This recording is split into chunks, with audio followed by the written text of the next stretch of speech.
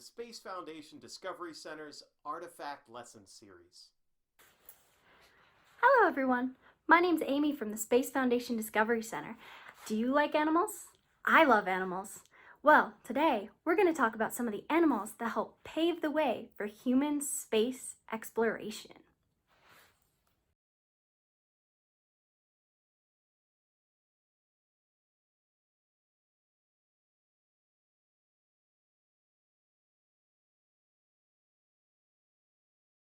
The first animals sent into space were actually fruit flies.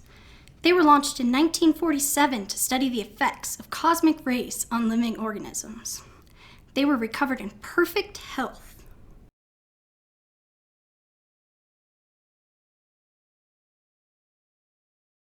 Unlike popular belief, Laika was actually not the first dog in space. The first dogs to go into space were Zygon and Dezik in 1951. They didn't orbit, they only went on a suborbital flight, but they were the first animals successfully recovered from spaceflight. First animal sent into orbit was a stray Siberian Husky type dog named Laika. Now, Laika was sent up in November of 1957. Unfortunately, she died a few hours into her flight. However, she is known as a hero to spaceflight to this day, with many memorials dedicated to her all over the world. In 1960, the Soviets successfully launched two dogs into orbit named Belka and Strelka. Now, Strelka continued to make history when she had puppies following the mission. One of these puppies was gifted to the president's daughter, Caroline Kennedy, and this dog went on to have puppies of her own. These dogs later became known as the Pupniks. Most of the dogs that were sent up by the Soviet space program survived and were eventually adopted by the scientists. In 1959, the United States sent up two monkeys named Abel and Baker. They flew on a suborbital flight up to 300 miles and were recovered successfully. During their flight, they were weightless for 9 minutes and endured up to 32 Gs. Once they got back, unfortunately, Abel died during an operation to remove some electrodes. However, Baker lived to be 27 years old. In 1961, the United States sent up Ham, the chimpanzee, on a suborbital flight to prepare us for Alan Shepard's first flight. Now, Ham the chimpanzee was actually the first animal to ever interact with their spacecraft rather than just being a passenger. He was trained to pull levers to receive banana pellets. Do you know that France also experimented with sending animals into space? In 1963, they planned to send a cat named Felix on a suborbital flight, but Felix mysteriously escaped before his flight. Instead, they sent a cat named Felicetti. Felicetti went on a 15-minute suborbital flight and was recovered successfully. To prepare the United States for orbital spaceflight, we sent up a chimpanzee named Enos. Now, Enos was trained very specifically to perform tasks in the spacecraft.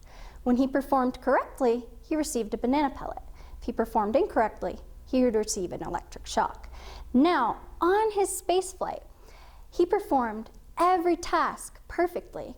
However, the system malfunctioned, and unfortunately, he received over 70 electric shocks. When he returned safely, he was rewarded quite nicely. In 1966, the Soviets again sent up two dogs named Viterak and Ugolyak. Now, this flight lasted for 22 days, the record of the time. We didn't surpass this with human spaceflight until 1974. They still hold the record for the longest canine flight. Following the success of Apollo, animals have been sent up into space for biological experiments, some even designed by students to study the effects of microgravity on various creatures. We studied things like brain states, behaviors, performance, heart function, fluid shifts, metabolic states, tissue development, and even mating in microgravity. These experiments have taught us a tremendous amount about life in space and have helped us pave the way for long-term habitation in space. Let me show you some of the most interesting animal experiments that we have performed in space.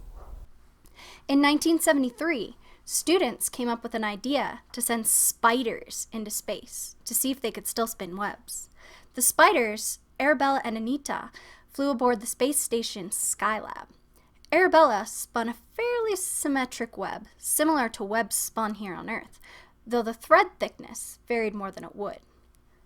In 2007, we sent tardigrades, or water bears, as they are known, to survive extreme conditions on Earth. We exposed them to the vacuum of space for 10 days. They were recovered and even produced viable offspring as well following the flight. In 2014, a colony of ants was sent to the ISS to study interactions among ants in microgravity versus normal gravity. We are using this data of their interactions to build algorithms to solve mathematical problems, such as to develop cheaper, more efficient strategies for robot-based search and exploration. Recently, we started sending mice to the ISS to study how they adapt to the change in microgravity.